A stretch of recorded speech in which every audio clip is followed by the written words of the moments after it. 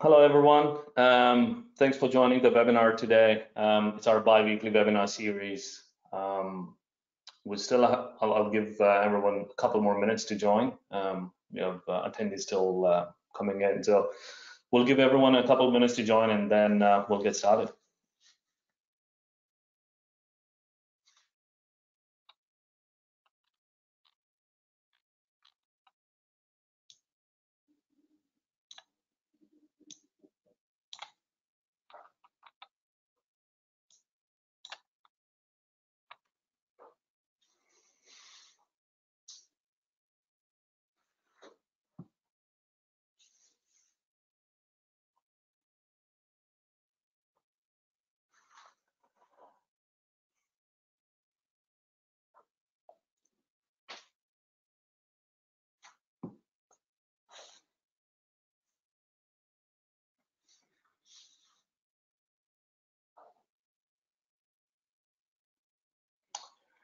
All right, so good afternoon, good morning, based on where you are located. Hopefully everyone is having a great day.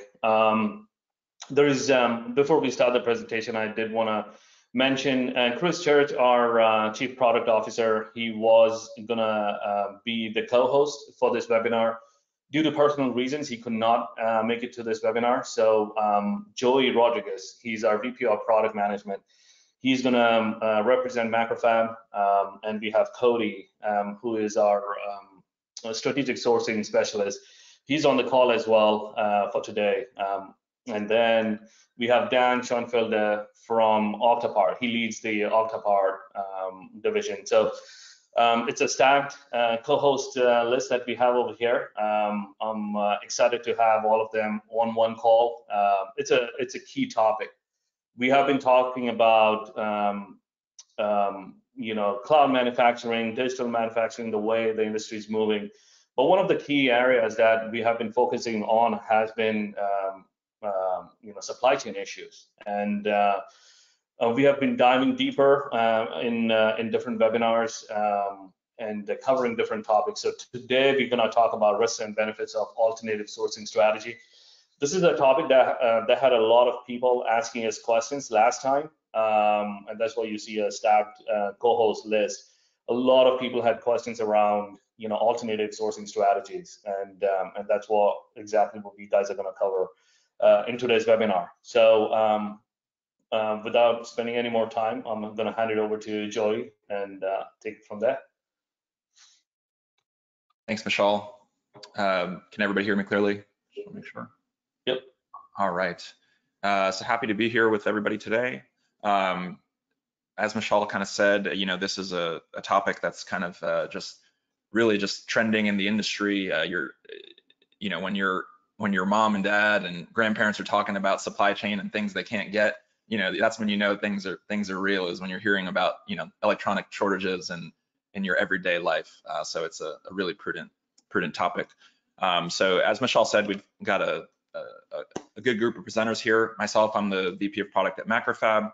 My experience spans software, hardware, at multiple companies, different industries, and verticals as well. Cody, you want to introduce yourself? Yeah, thanks, Joey. Hi, everybody. I'm Cody Enlick. I'm the head of strategic sourcing with Macrofab.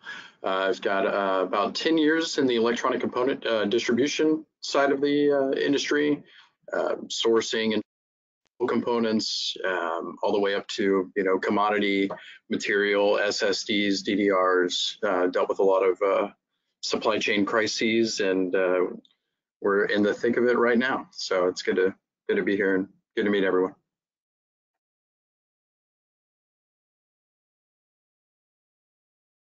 I'll just jump in and introduce myself. Sorry, Joey. Thanks for inviting me to participate in this discussion and this panel today. Really appreciate it. I joined Altium in 2017. I'm coming up on my 5-year anniversary with the company. I've been head of Octopart for the last several years, and I've also taken on responsibility for our Nexar business unit, of which Octopart is a piece of that. And prior to my time at Altium, I was in distribution with Aero Electronics, and then prior to that, contract manufacturing with Flextronics. So I've had the opportunity to see this this industry from multiple perspectives. Yeah, we're excited to have you, Dan. Really appreciate you taking time. So going on the list of topics for today, so we're gonna start off just kind of from a broad, building a broad understanding of the industry and talk about how, you know, where the parts, who makes the parts, and then just kind of talk about who are all the different players and how parts end up in, you know, what we're calling the secondary market, and we'll walk you through that. We'll cover, you know, assuming you are going to go into the secondary market, some of the different risks that you need to watch out for. And then, you know, we'll segue into, you know, the common tools and strategies to minimize risk if you are going to participate. You know, there's a lot of, you know, opportunity to find what you need, but you just need to be aware of what to watch out for and how to be proactive and manage that risk. We'll take some Q&A at that point, and then, you know, we have a case study about what, you know, our strategic sourcing team can do for OEM companies, and then we'll summarize things with some key takeaways. But to set the scene, this happened at a Senate hearing a number of years back, but the president of the SIA was talking about how, you know, they looked in the industry and looked at, you know, what the Pentagon's purchases, and they basically determined that 15% of, you know, all the spare and replacement semiconductors that the Pentagon purchases are counterfeit, which is nuts when you think about it, because when you think Pentagon, you think unlimited budget, unlimited resources to kind of like, you know, throw every strategy at the problem, and you wouldn't think that they would, you know, have an issue with counterfeits. But just wanted to put it out there that, you know, despite, you know, your best efforts, it's still a thing. And so all companies of all sizes have to think about how are you going to manage that risk, because it's an everyday thing in this industry. And, you know, 7.5 billion, that's probably on the low end. I bet, you know, that was 2011, so I bet these numbers are a lot higher today. But yeah, it's Dan, any thoughts on that? Are you seeing, you know, similar things in some of the data that you guys have access to? Yeah, absolutely. You know, both our web experiences that power kind of part discovery and search journeys, and for I guess procurement professionals and designers, engineers. You know, those tools are seeing an insane rate of growth over the last 12 to 15 months. We're talking hundreds of % of growth. I think I'll go into a little bit more detail later in the presentation, but yeah, actually here's some of this right here, which is, you know, if we compare just the fourth quarter of 2020 with the fourth quarter of 2021, the search activity that we saw both at in our web experiences and coming through our APIs was up about 150%. But I think what's really notable in here is you can really spot the acuteness of shortages and problems that people are having obtaining components, in the fact that searches that resulted in results for independent distributors was up 280%. So almost double the number of overall searches.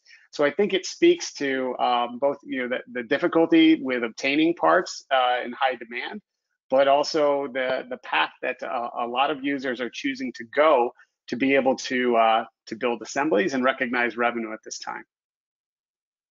Yeah, absolutely. And, you know, just to kind of lay the framework for the rest of the conversation, you know, at the top here, we tried to represent this in a graphic, but at the top you have your component manufacturers who inevitably sell to, you know, OEMs, be it, you know, if it's a specific custom part for that OEM, but then they also have on the other side, you know, your authorized distributors, which is, you know, your DigiKeys, your Newarks, you know, of the world.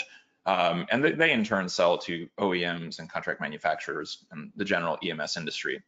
But it's, you know, this excess of parts that these different entities have that inevitably become, you know, available on the secondary market, which if we go down to the bottom. So think about that excess of parts, and then it's flowing. And what Dan was saying is, you know, the amount of queries and I guess just inquiries, you know, on your service that you're seeing is just skyrocketing exponentially. Yeah, it's certainly something that is different for sure. And again, it signals to the fact that the traditional channels through which components are acquired are not able to satisfy the needs of the market right now. And again, that we're being forced into circumstances to be creative and find new ways to do business right now, and that includes new partners, et cetera. But I think it's definitely telling the amount of volume of searches we're seeing in that secondary market.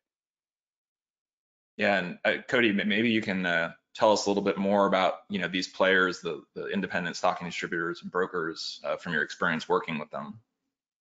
Yeah, no doubt. So, I mean, everything that Dan's saying is actually playing to the overall bigger picture, right? Because we're discussing a shortage that we're in the middle of right now that we can't really foresee an end to. But I mean, we really have to back up and realize that before this shortage even happened, I mean, even in the NAND flash and the capacitor scare of 2017, right? Far beyond this, these massive independent distributors have existed out of a necessity, right? Even when there wasn't a major shortage, parts are going to be out of stock, parts are going to go obsolete, parts are going to, you're going to see an end of life notification for parts. So there's always been this necessity to get into developing and researching the secondary market. But just like Dan said, I mean, with the shortages, the numbers have grown. And the necessity, I don't know if it's obviously it's a little bit more important now, but it's becoming a little bit more transparent to the whole manufacturing industry, just across multiple verticals. Yeah, I agree with that entirely, Cody. And I like to think that that particularly independent distribution helps to bring balance to the industry in general. They do a great job of matching up kind of the excess componentry that is available with the demand that is present as well too. And so I think you're correct that they are seeing a spotlight put on them right now, and I'm sure their businesses are performing extremely well as a result of current circumstances. But these are entities that are quite established and have been providing that kind of service level to the components industry for decades at this point. Right, and if I may, I just briefly want to parlay this into a sidebar about and this is mainly for we're not assuming that nobody understands that any of this exists already, right? We're not under the assumption that nobody's heard of these big distributors, but what we do want to make sure of is that there's a stark distinction between a common use phrase broker, right?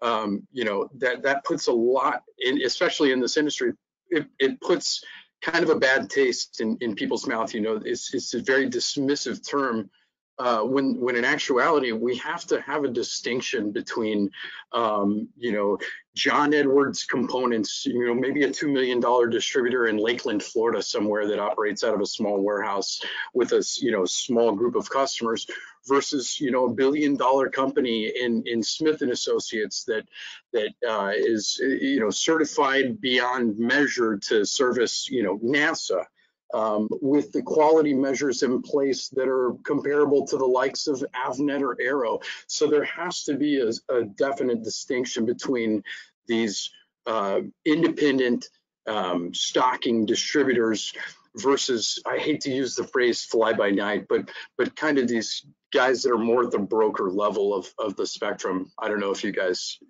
would agree with that or not, but yeah, I think that's one of the things that we should, I think we'll be getting into, and part of this discussion today is how do you discern between entities that have established process, have established procedure, and have both the physical capabilities as an organization, and also the organizational capabilities as an in terms of having the right people in place to manage quality, customer relationships, inventory, things of that nature. So I think you're absolutely right, Cody, that there are varying levels of support that you're going to get.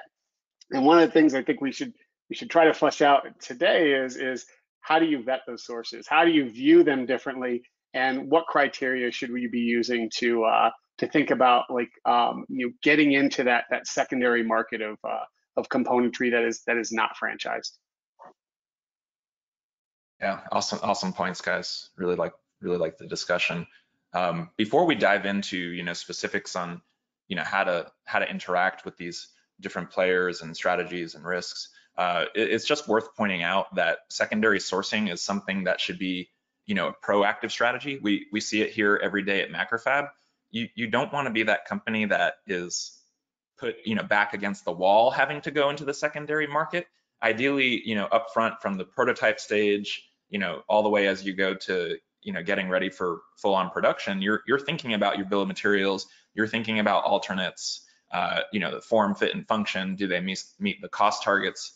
Because you don't want to have to be held hostage when you've got production on the line and having to go into that secondary market. I don't know, maybe you guys have some good stories about that. Well, yeah, I think that this is something that I think it might sound obvious, but it is something that I think everybody that's that's listening in on this should take to heart, which is secondary sourcing is time consuming and it's expensive, and it doesn't always require or I should say, reaching an MVP status for a project doesn't always require second sourcing.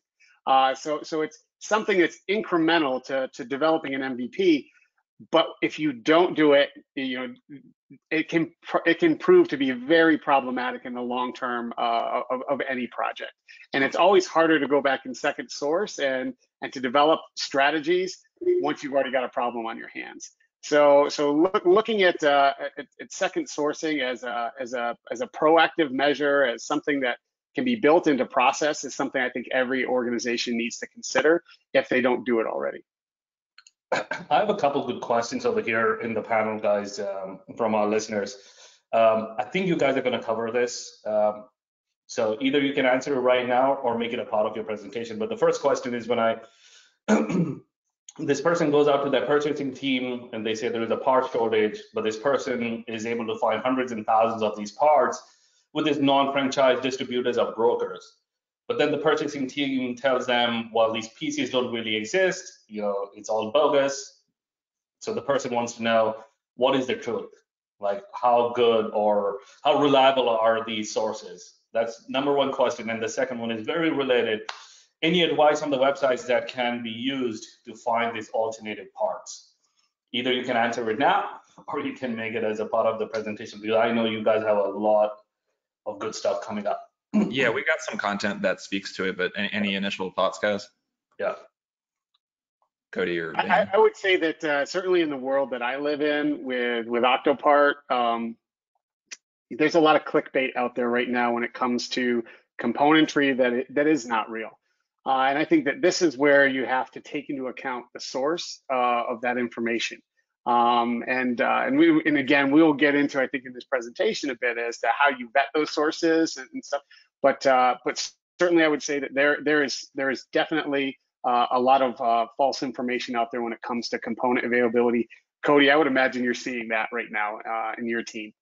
Yeah, it's scary sometimes how many conversations I'll have that lead up to, hey, well, they have a website.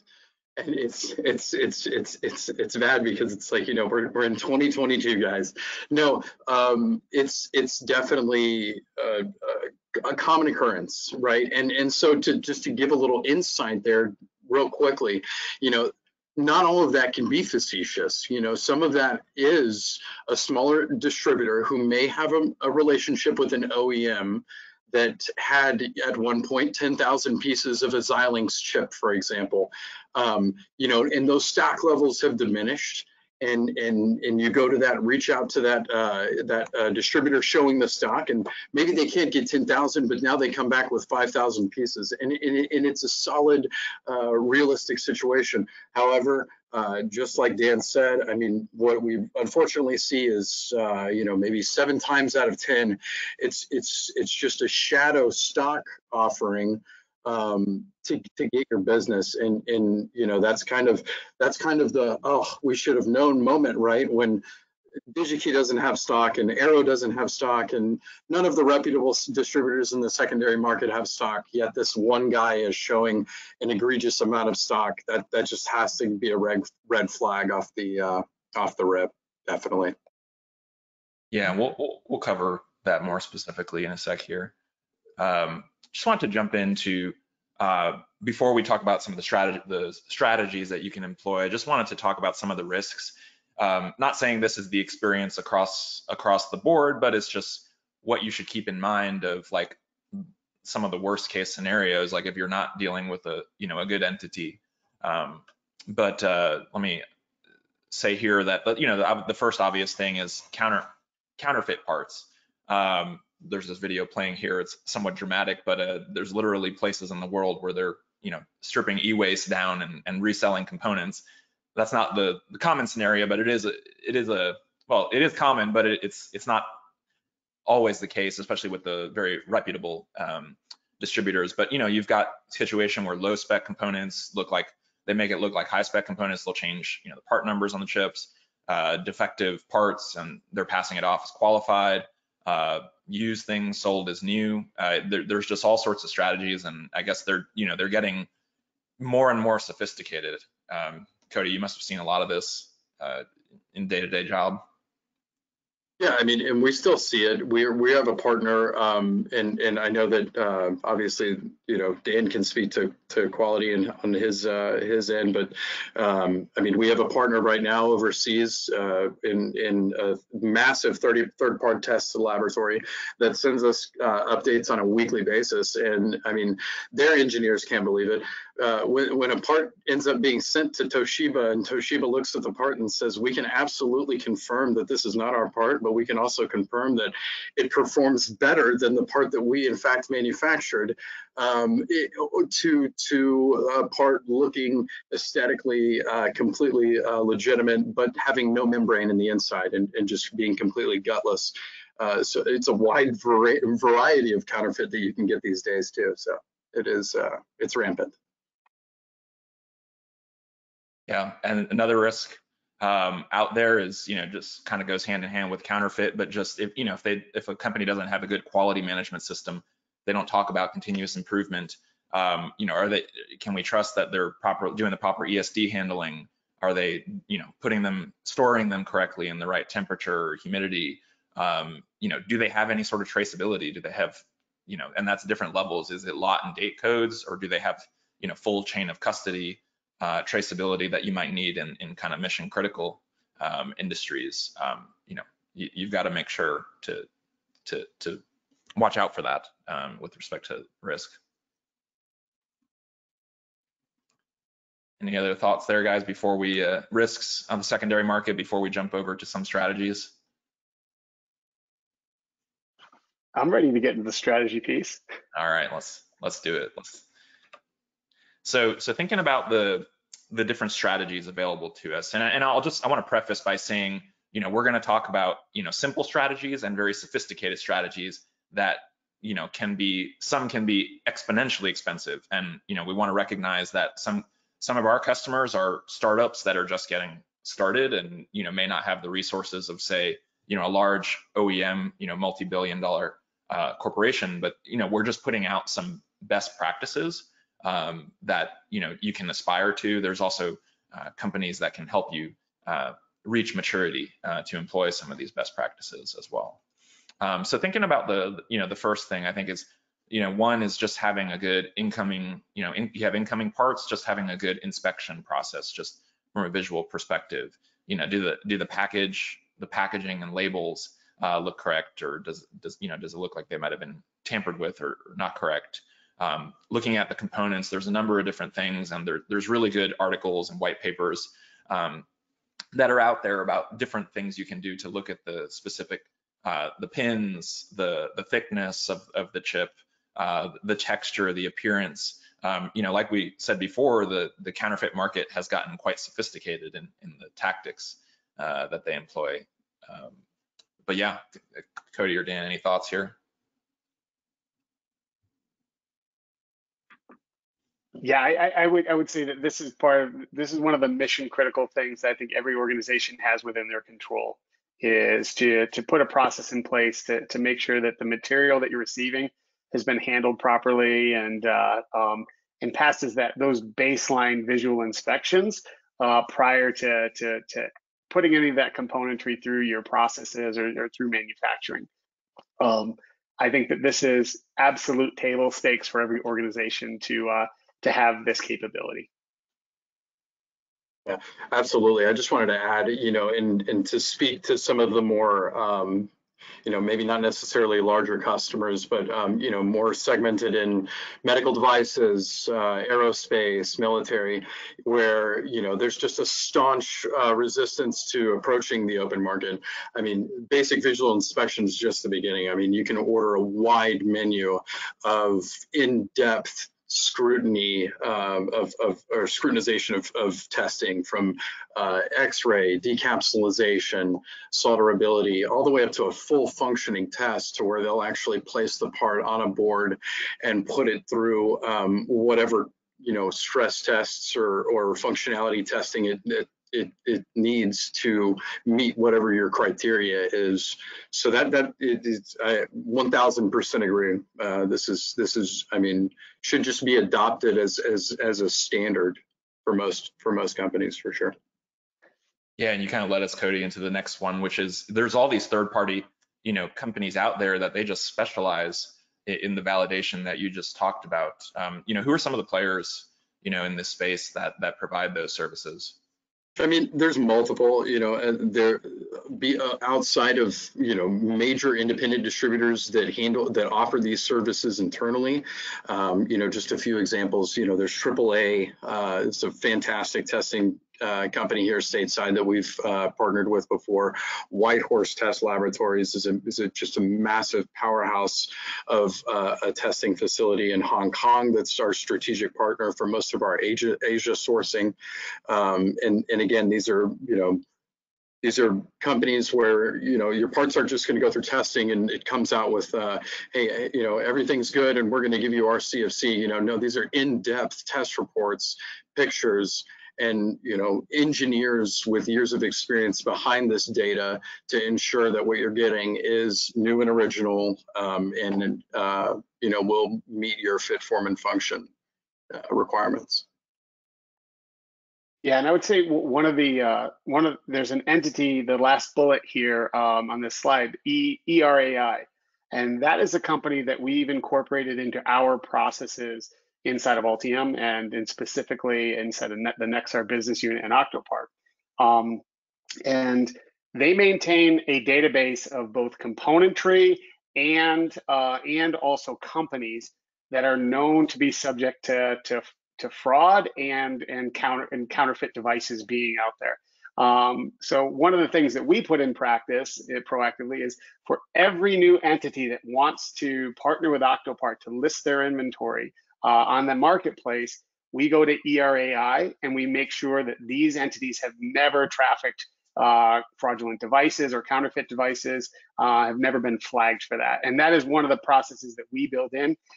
I know it's a little bit of a plug. I don't think the memberships and the service levels from ERAI are very expensive, and it's a great tool to at least be proactive in vendor selection and in component selection as well too.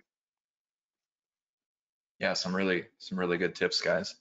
So the third party testing and validation services are a great option if you have the resources for that. Thinking on another angle of it is just, what is your vendor management process of how do you actually vet your vendors? One big thing and I guess, Michelle, you kind of mentioned this question, but we have some specific tips here for how to spot some of these unscrupulous vendors. Typically they'll be asking for payments, up front via wire transfer. They're not going to accept, your typical things like credit cards or PayPal. They've got, Google Ads to advertise parts. I was reading that they even, they know which parts are in demand, so they'll create ads and things to kind of drive traffic to that website. They'll have false claims of alliances with, different bodies in the industry, ECIA, You can go directly to those websites and actually verify whether they're actually a member in that specific organization. You'll see sites that kind of look the same but different names. So you'll see the same language, but it's mirrored across those sites. And then, kind of the big one, which was the heart of the question, was like the promise of obsolete or hard to find parts, that are not available through all the normal, channels. That's kind of the classic telltale sign that Cody was talking about earlier.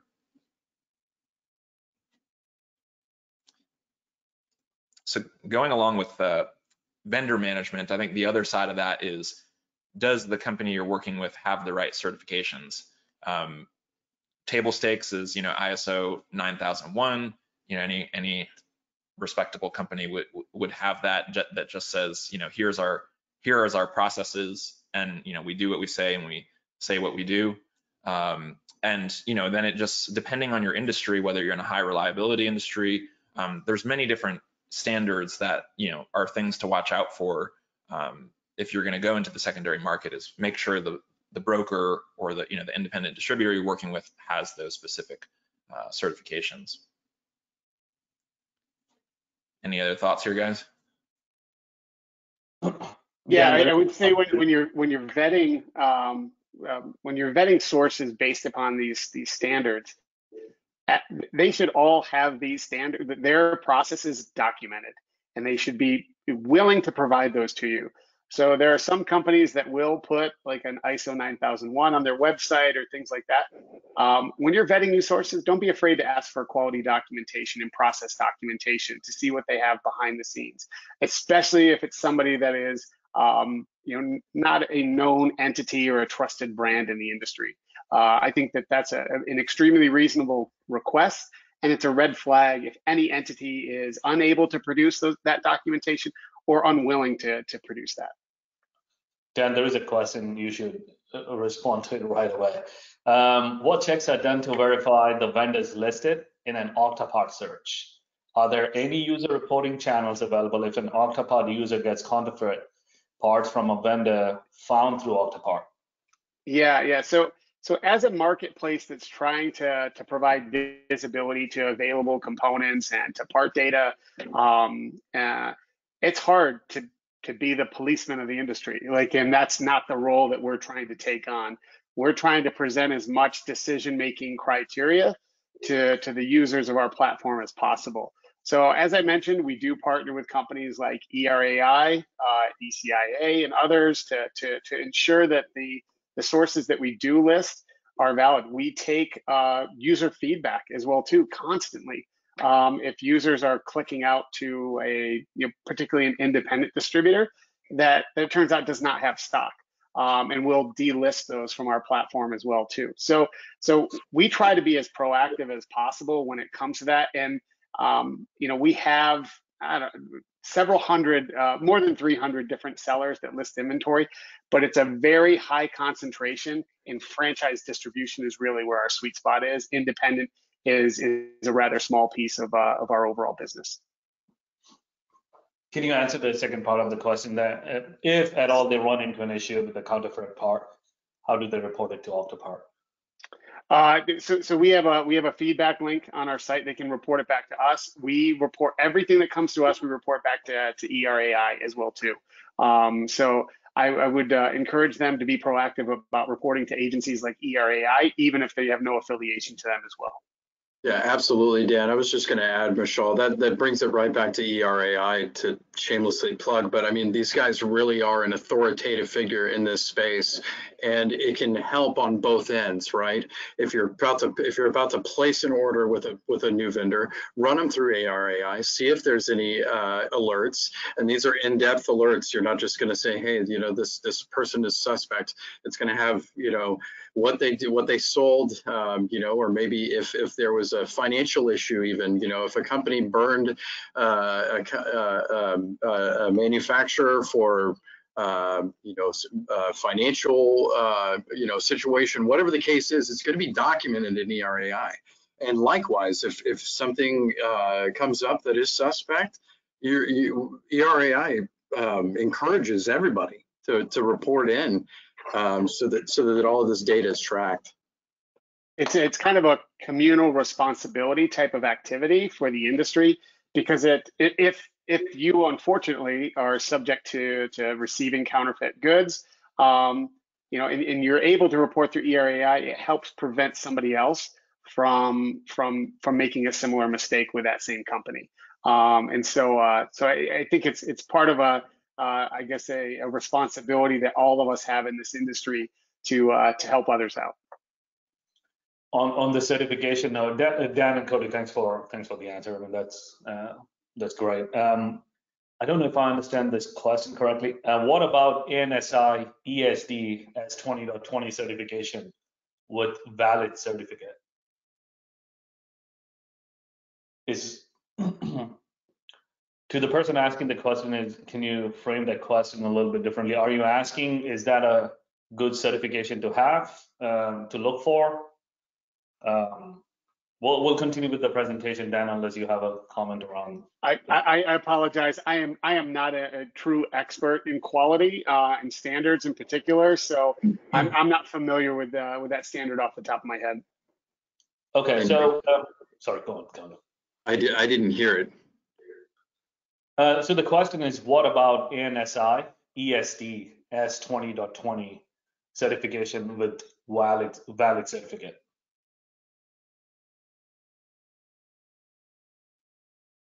You're on mute, Cody. Yeah, so I mean, anything above an ISO 9001, it kind of goes back to what Joey said. I mean, that's just the bare bones of certifications. So when you start talking about getting into these, you know, AS90, AS60, 81s, it's industry specific. And I guess if that would be in a commonly shared certification in your specific vertical, I mean, I would definitely recommend, you know, finding a vendor that is experienced or has that certification and guidelines. Perfect. There are more questions flowing in, Joey. I would say keep going with the presentation. I'm going to keep collecting these questions, and then we can keep answering those as time.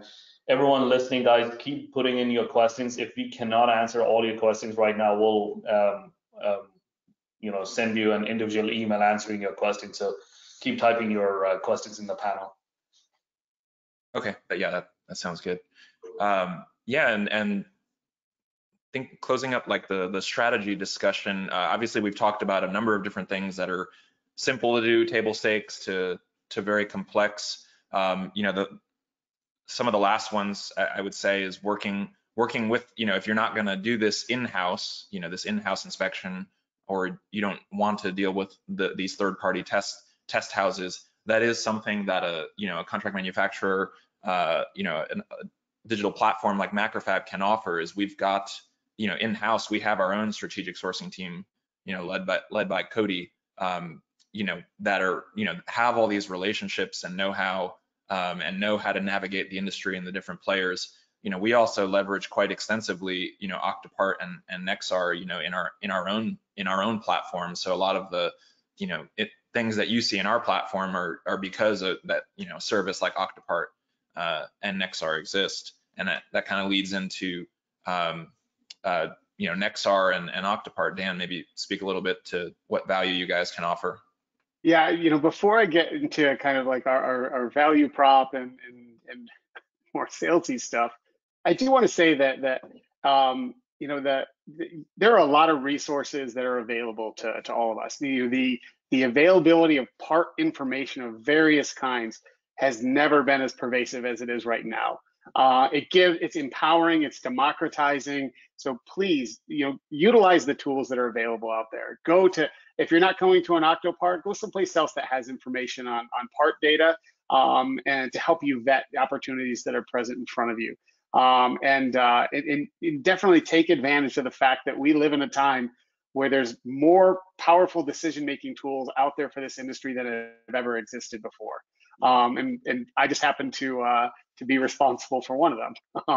But when we think about the Nexar business unit and Octopart, it's really kind of like there's two value props to users there.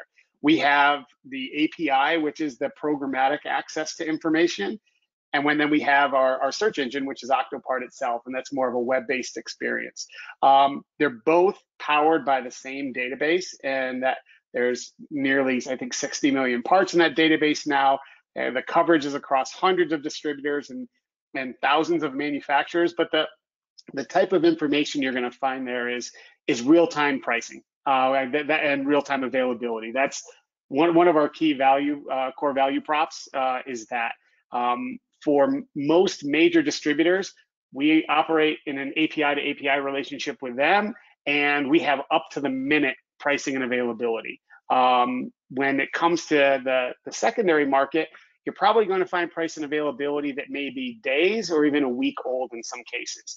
So it's really important to notice that if you're using our tools, there is a timestamp that exists for the last time we updated information on the web page or via the API. So you can constantly know, is this up to the second? Is this up to a 24-hour standard?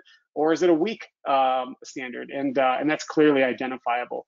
We also have data sheets and parametric information to be able to qualify alternatives. We have a similar parts feature that is not to be confused with cross-reference, but it is a feature that looks at parts with similar specifications, and it can prove it to be a guide if you're looking for alternatives at the component level. And again, we offer this information through programmatic access in the API or the web experience online. The API itself is really well established. We surpassed 10 billion lifetime calls to our API last year. So it's technology that's been widely adopted by the industry, and it's something that's very stable and can be used to power data to power internal tools and internal decision making within organizations. And I implore you, if this is something that interests you, go to nexar.com, and there's a lot of information on our API, or reach out to me directly. I'd be happy to field any questions anybody has. And then you have the Octopart web experience as well too. We think it's the most comprehensive public tool out there for part research. It's extremely fast. It's extremely reliable. There's a BOM tool that exists inside of there. So if you want to upload a batch of parts or a part list, you can do that and find information for a number of parts all at the same time. And it gets a lot of adoption as well too. We have more than 2 million unique visitors every single month that visit us. So if you haven't gone out to see it, go out and check it out. It's a free website. There's very low barriers to entry to find information out there. And as I kind of alluded to, we like to say that we're trying to democratize part information and make it available. So I appreciate Macrofab giving us the opportunity to kind of plug our businesses there.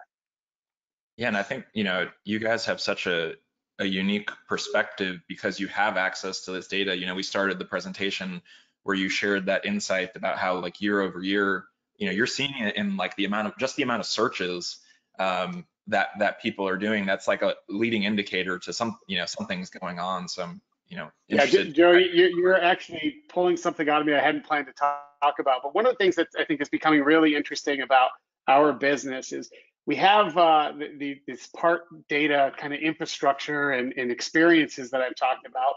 But what we're starting to do is take that community information and make it powerful for decision making as well too. So like what parts are popular, what parts are being searched.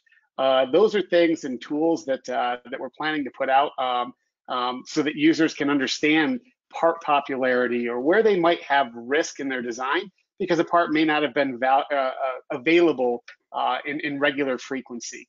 And so I'm really excited and encouraged by this next level of part data that we're going to provide to the market. Yeah, there are a couple of questions. Sorry, Joe. There are a couple of questions that would be good to address. Sure. We were asked even last time, so it would be good to address in this one as well.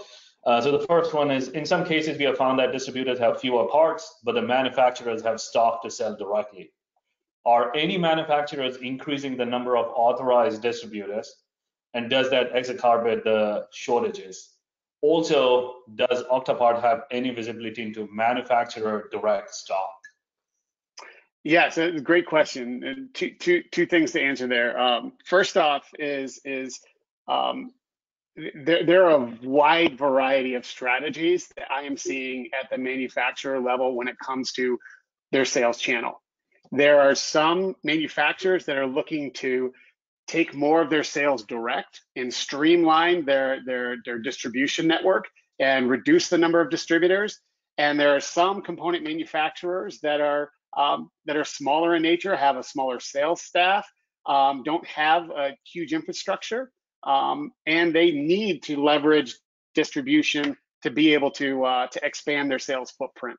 So I think you're going to see a wide variety of strategies that are being employed out there right now, and it's really going to be business dependent. That said, we are seeing a number of component manufacturers that are moving to, I mean, most have always sold direct to large customers in addition to selling through distribution, but we're seeing more and more that are enabling e-commerce on their sites. Texas Instruments is probably a great example of an entity that's leading the charge here. The TI store is something that is grown tremendously over the last 3 or 4 years, and it is one of the places where you're going to find the widest breadth of TI inventory anywhere is direct from them at their store, and they support small quantity builds and engineering type of samples and things of that nature. TE Connectivity is another great example with a store. Microchip has had their own direct experience for a long time as well too. So I think you're seeing a lot of component manufacturers get into the e-commerce game as a channel to reach more customers as well too.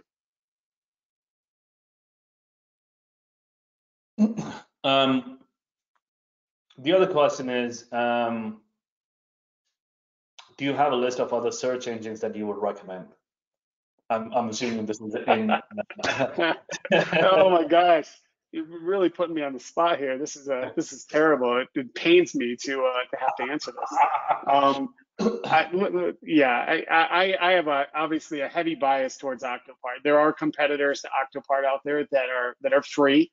The ECIA has their own site called trustedparts.com. SupplyFrame has a site, findchips.com. That are both, you're going to find a lot of price and availability at both of those two experiences.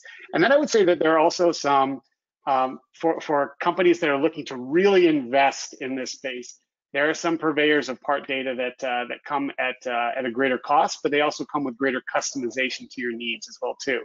And IHS Markit is certainly one of those companies that has part data. Silicon Expert is another one, and there's an upstart in the industry as well too called Z2 Data that I've been very impressed with as well. So those would be other entities that could be evaluated. But let's be really clear: Octopart is where you want to be, and the Nexar business unit is powering that. Of course, Dan. Appreciate it.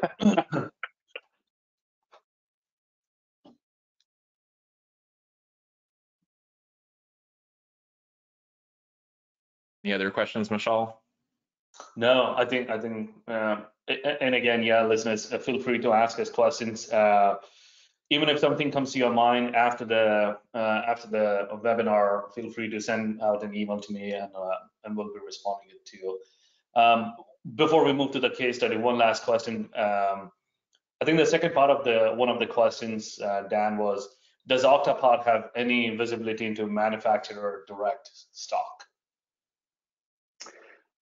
Yeah, so typically for us, that is something that we're only going to provide visibility to for manufacturers that are selling in e-commerce capacity. So I mentioned TI, Microchip as being examples of those, where you will find that available stock on Octopart.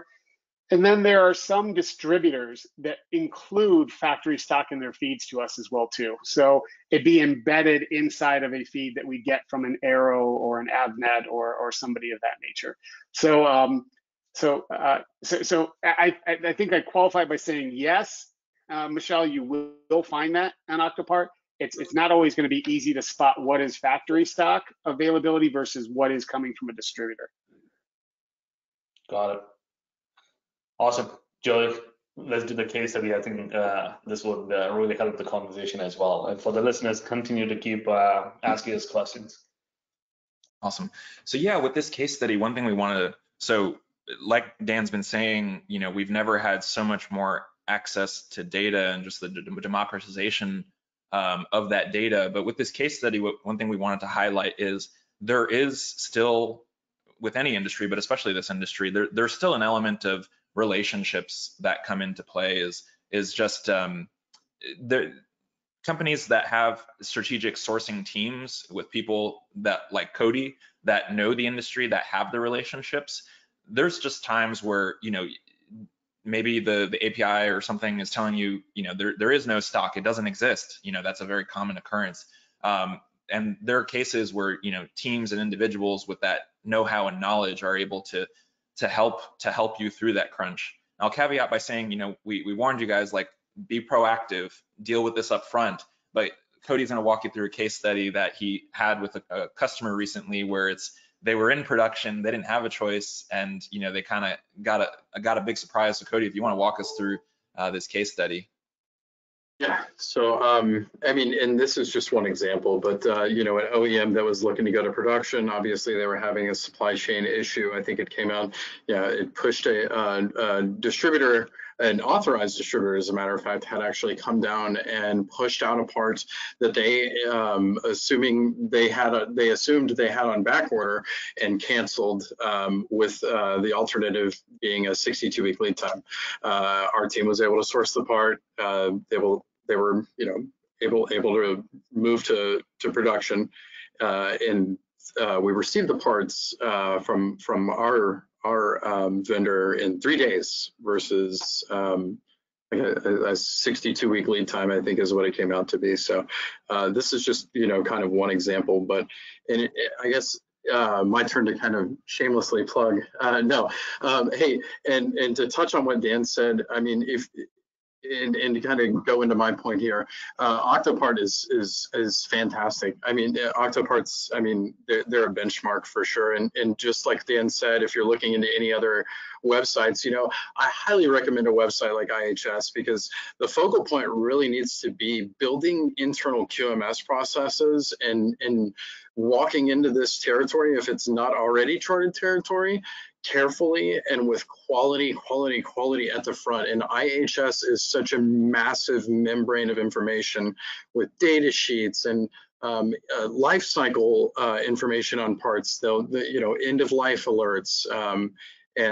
So I mean, just a great resource. But to go into kind of my point here, which is, I guess, you know, the immediate purpose of the webinar is to discuss these things, right? Not necessarily from my end push people out into just, you know, developing these things and tackling strategic sourcing or secondary sourcing market on their own. The main reason to bring this up too is to say that, you know, I mean, look at a company like Macrofab, where I mean, so I have the numbers here from Q4. 136 jobs were pushed to strategic sourcing, meaning that out of all of our customers in Q4, we had 136 jobs that fell short of production based on a part long lead time obsolescence. Of those 136 cases, 107 passed to production, meaning we were able to source the part for them. We got the parts in, passed QC, and the customer proceeded to production. 18 of those cases were sent back purely on price delta. I mean, if the price is high for us, it's clearly going to be high for our customer. At some point, it just has to make sense, and if it doesn't, we all have to, you know, understand that at some point.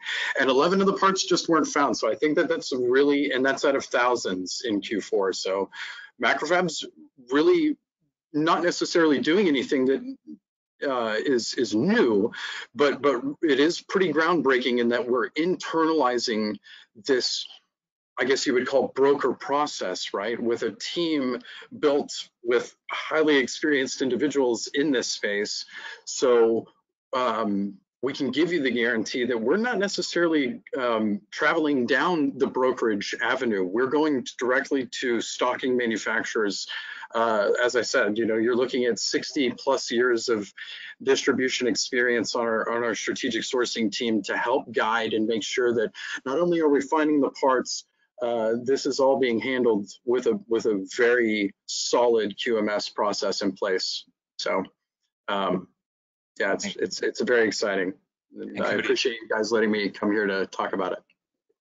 No problem. Yeah. And Cody, I mean, I guess some of those outliers sometimes do have to go back to the drawing board and redesign their product? I mean, that's kind of like a worst case scenario because it's going to set you back a few months, I would imagine, for the OEM. Yeah.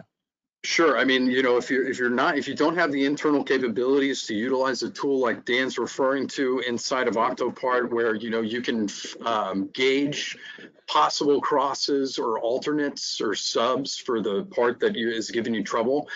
Our team, we're not just, it's not just a group of guys in hoodies, out there finding parts. I mean, these guys are reverse engineering. We have the capabilities to dig into a data sheet, to break down an ordering code, and to really facilitate other options. And in a lot of cases, I mean, I've got to tell you, if I'm lying, 8 out of 10 times my project managers or my customers are coming back saying, hey, we can use this part. Maybe there's a slight difference in speed. Maybe there's a difference in, packaging. It's just facilitating these solutions, though, is the overall point of having a solid strategic sourcing partner in place. I think, Dan, you would agree, probably. Absolutely. I mean, I think one of the threads that people can take away from today's conversation, one of the takeaways is that you're not on an island solving these problems alone. There are businesses and partnerships out there that are awaiting you to take advantage of, and that could be Macrofab, it could be Altium, it could be any number of channels. But this is something where individual entities don't have to solve these problems exclusively themselves. There are data providers and there are companies out there that specialize in this that can help in this journey. I have a couple questions, Joey, before we wrap up our key takeaways. So one directly is for you, Dan. Are all distributors listed on Octopart vetted by you guys? Yes. So we do have a process where we vet every distributor that comes on, both authorized and non-authorized, and we go down to the individual franchise level as well too for authorized distributors, meaning that we validate that all the inventory that they're feeding to us and making available via their API, that they have franchise agreements behind that inventory as well too. Nice. And then this one there are a couple interesting questions. I think we are running against time, but I'll ask this one for sure. Is there a framework for component manufacturers or distributors to ensure parts can be guaranteed authentic on the secondary market? Sealed packaging, for instance, that can be returned unopened or transferred among contract manufacturers. I can tell you that it's from my experience, and it's kind of hard to get component manufacturers and independent distribution to work very cohesively together. I think component manufacturers would probably, in a perfect world, would prefer that independent distribution does not exist. But I think that again, my personal take is that independent distribution helps to balance out the industry, and is needed to do so. They wouldn't exist if they didn't provide immense value to entities. So I'm not aware of too many instances where you can get a lot of collaboration between independent distribution and component manufacturers. It does happen, but it happens in pockets. Joey, why don't you wrap up with the key takeaways? Sure. Yeah. Thanks for the questions, Michelle. So yeah, we discussed a number of different topics. The biggest point we want to stress is just think proactively about your secondary sourcing. Go through your bill of materials. Make sure you've got alternates specified, because you don't want to get into that situation like in the case study where you're at production having a scramble, going into the secondary market. You want to go in with eyes wide open, so that you can have the best outcomes and get to market fast. But we talked about the industry and how chips and parts go from the component manufacturer through the, the initial purchases and then into the secondary market with the excess parts. We talked about the different risks like counterfeits, improper handling, and then we talked about the different strategies from the table stakes of just visual incoming inspection all the way up to using third-party test houses to using, contract manufacturers and partners like Macrofab that could deploy some of these strategies for you. And we talked about, using those best-in-class insights, from Octopart, from Nexar. They've got the best data available, all right at your fingertips, and we've never had so much information accessible to us. So, keep all these things in mind as you're building your products, bringing new products to market. It's probably not going away, I think is the final takeaway. I would say, I don't know, Dan, we probably have like another couple years of at least this really bad crunch right now, I would say. Yeah, the indications that we're seeing in the search signal that we get is that things are not slowing down right now. If anything, they're continuing to accelerate. And the feedback that we're getting from partners is they expect similar circumstances to be present at least until the midpoint of this year. Yep. So keep these things in mind. Yeah, I want to thank everybody for attending. It's been a pleasure talking, and Mashal, I'll let you take it away. Yeah. So I still have a couple of questions. There's only one question that will be able to address. We are up on time. But before everyone leaves, appreciate everyone's time, guys. This is a bi-weekly webinar series that we guys have. So keep, go to the macrofab.com website /webinars. You'll find our entire webinar series. We have guests. As you see from Altium, we have next couple of weeks from now, we have guests from Xometry coming in. So a lot of information is going to be shared. For people who attended the webinar today, expect a $10 gift card from us in your inbox. So that should be on its way in the next couple of days. One last question, Dan, because I think you should address this one. Often Octopart search results gives some not known shady looking distributors link for parts, which is no stock with other distributors. Why is like that? Yeah, I think this gets back to it's difficult to be the policeman of the industry. If again, every manufacturer, every distributor that's listed on Octopart has been vetted by ERAI. We know that they're legitimate businesses. If there are discrepancies of inventory, I encourage you to reach out to Octopart, let us know about it, and we will address that with the individual distributors and make sure that anything that's incorrect gets taken off the site. So I'd appreciate that feedback. Thank you. Perfect. And that's the end of the conversation. And so everyone will get an on-demand recording of this webinar, guys. So everything that you just saw today, you'll be able to hear it, share with your teams. If anyone is interested in the deck itself, I'll be able to share the deck with you guys. So do send out an email to me. I see a couple of people who have already asked for it. I'll be sending the deck your way very soon. Appreciate everyone's time. Thanks so much. Bye-bye. Thanks, everyone. Thank you.